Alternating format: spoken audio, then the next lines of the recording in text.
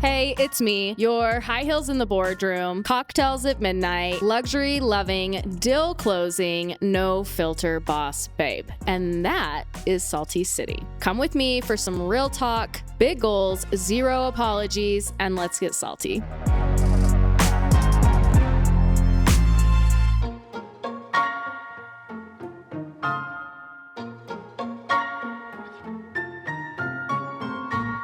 Hey, welcome back to Salty City. Here we are batching another round of our episodes, and we had our formal launch, and I am just going to say it went absolutely amazing. Everything about it was so good. A lot of the Q&A, a lot of the support and messaging that I was receiving and that my team was receiving was honestly mind blown. So I just thank each and every one of you that is participating, joining me on this podcast. It really is fulfilling, and I'm just excited to see where it's going to go. So as I had mentioned, I do batch my episodes. So today is September 15th, and we are a few days later with the assassination of Charlie Kirk. Obviously, I'm here locally in Salt Lake City, and as I was preparing for my podcast today and really what I was going to hit on, obviously this was not something that was a focus a week ago, but is now, because this is in my hometown, and it's something that I think has shaken up our state a lot, as well as so many others.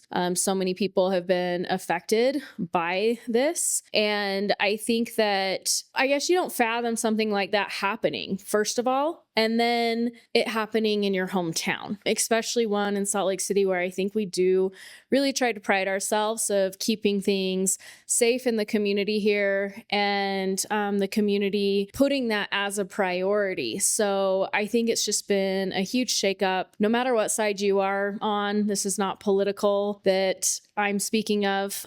This is just 100% something that shouldn't have happened that did. And unfortunately, it is something that I felt I needed to discuss as I'm here hosting a podcast in Salt Lake City, Utah. I really do pray for Charlie Kirk's wife and children. That truly is just devastating. And, each family has to be going through something so big, and it's just a hard thing. And it's just too unfortunate that is what happened, and we're feeling it here in Utah. We're feeling it in the community. Those of you just know that if you need support, there's so much support here in Utah, and those that attended the event, that there's a lot of support that can help you. That was just something horrific that should have never happened. Now, on a little bit of a lighter note, as I was preparing for this podcast, something came to my attention that really pulled me and I felt would be a great thing to discuss today. I think this was actually sent to me.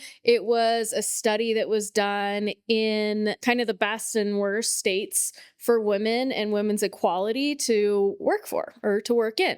Basically, they ranked some of the best to the worst. And what caught my attention is that Utah was listed the worst for women equality at work. So as I was reading, this study really wanted to look at and compare all 50 states across 17 key indicators. So they were looking at gender equality, executive positions, poverty rates, gaps in healthcare, affordability, educational attainment, and representation in government. So out of all of those things, Utah ranked very last, the worst across all 50 states. And to me, that's a huge problem for how amazing our state is and how much growth and development is going on and tech coming into Utah.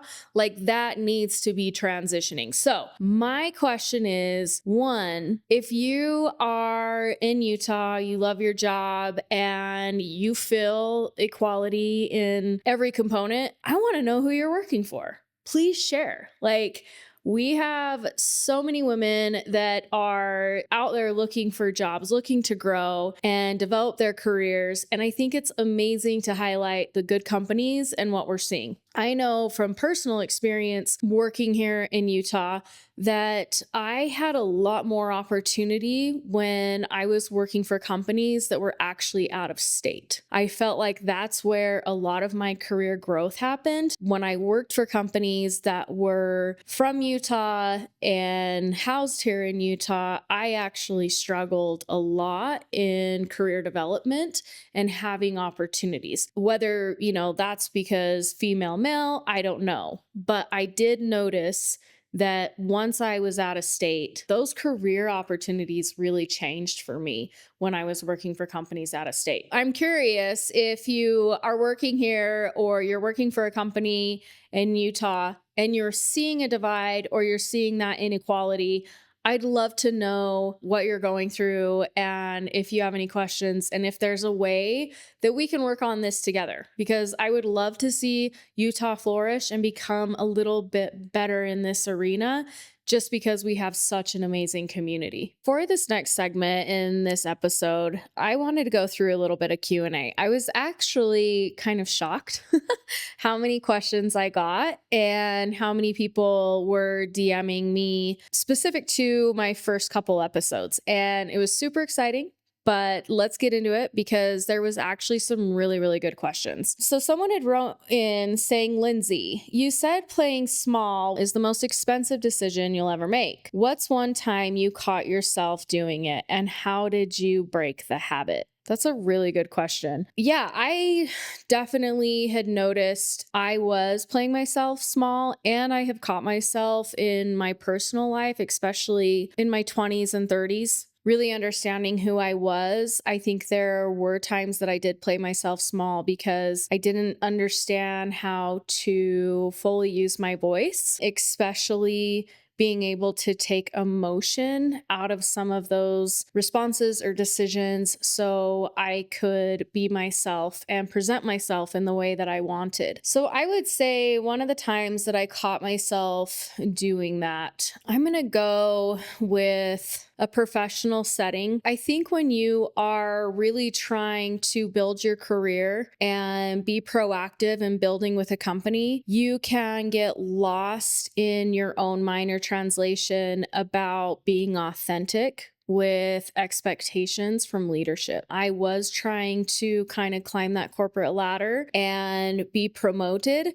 And I feel like there were times that I went with like the expectation of the mold of the company. It was nerve-wracking to go outside of that because I felt like I wouldn't get a promotion, or I felt like I wouldn't be liked, or I wouldn't be able to grow and be promoted into these higher developing careers. So I would say that that's one of the biggest areas that I identified that. And I feel like I cut myself a little bit short. Some of my strengths were maybe not identified or brought to the table because I wasn't sure how to fully deliver that and have the outcome that I wanted by really being authentic, being me, and letting my skills be seen and heard the way I am, not by molding and being what somebody else or what a company expected me to be. Okay, so going on to the next question here. I've been scared to take the leap into starting my own thing. What is the first bold move you gave and what was that momentum like? Well,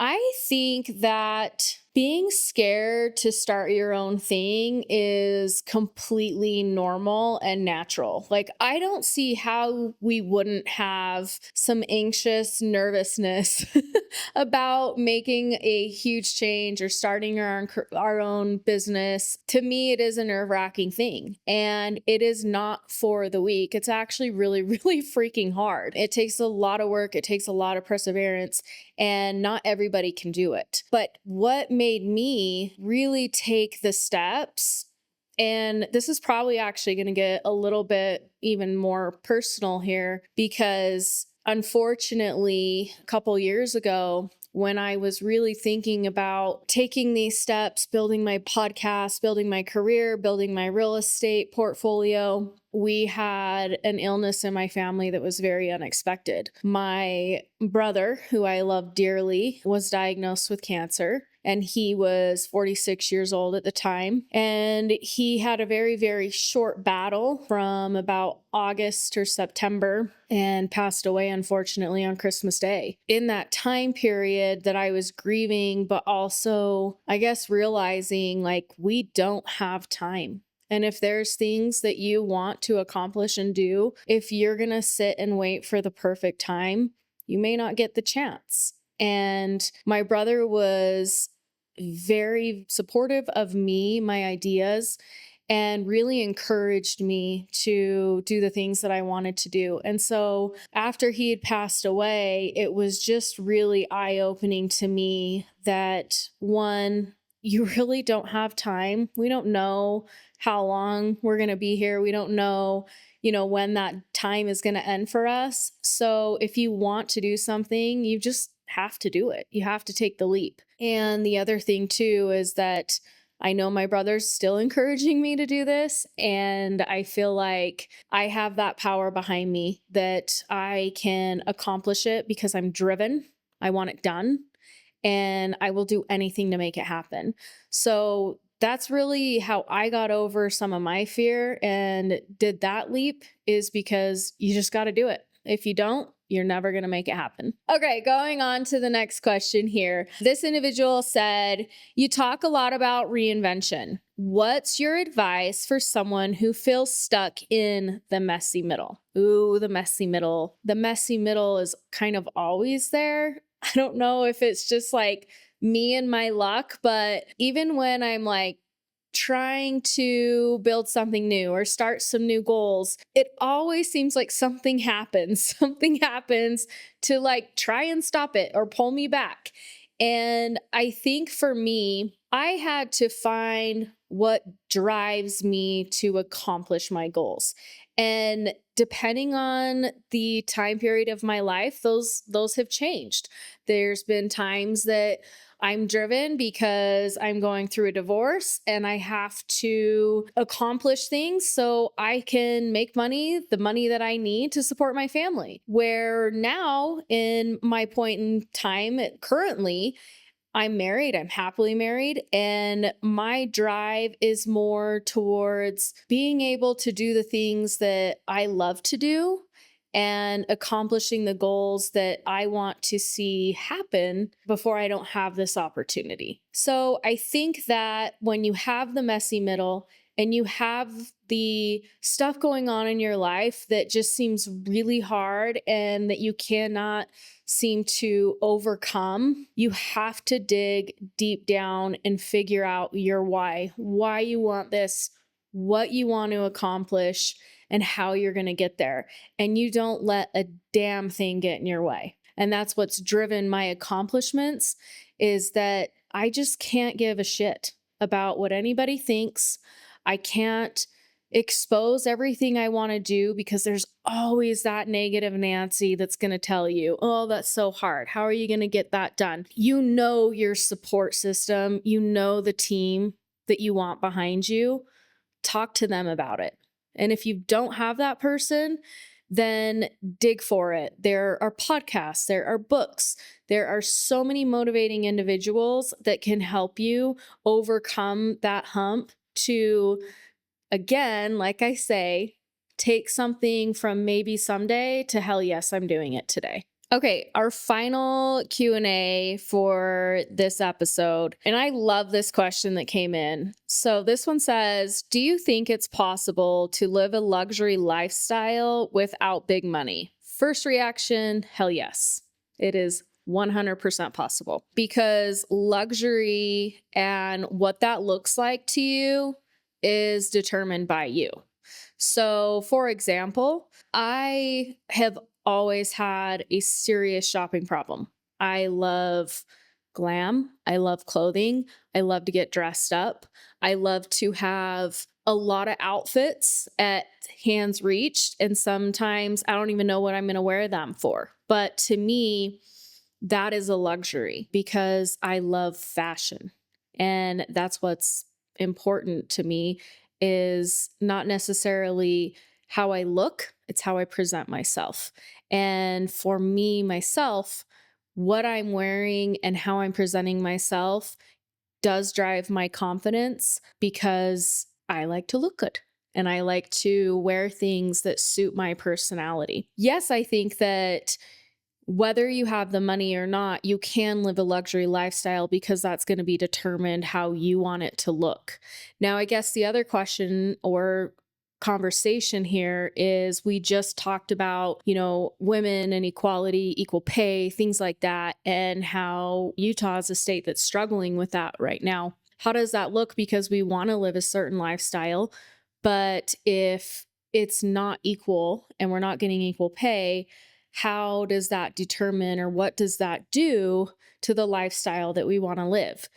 And I think where I can bring this into play, and a good example here, and why I wanted to start my own business and kind of create and being more in control of the money that I made, is because, and I've said it before, like I want to make a lot of money, and it is to live a lifestyle that I want to live. One of the most important reasons that I want a specific amount of money retained and that I gain is because I love building memories with my family. I want to take my children and go on wonderful vacations, travel the world.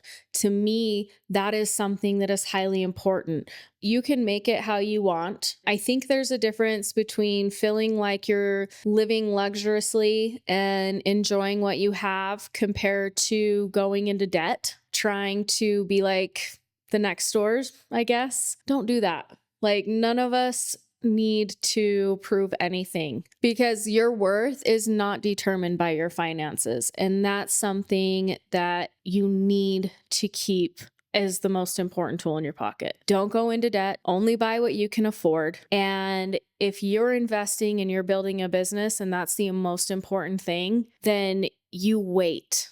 You wait to live that lifestyle until you're able to execute it without making poor decisions. But in that meantime, I mean, there's so many things that you can do. I'm going back to when I was, a broke single mom, even teen mom, and even to this day, you can go find great deals on things. You can go find outfits that are to die for, that are going to be less expensive or lookalikes. I mean, we have, Amazon and all those things. Like, you can find things to make you feel and present how you want to show up, and you can accomplish it on a budget too. And to me, that creates everything that you need. You can be the badass. You can be the boss babe. You can be the bomb and stay at home mom.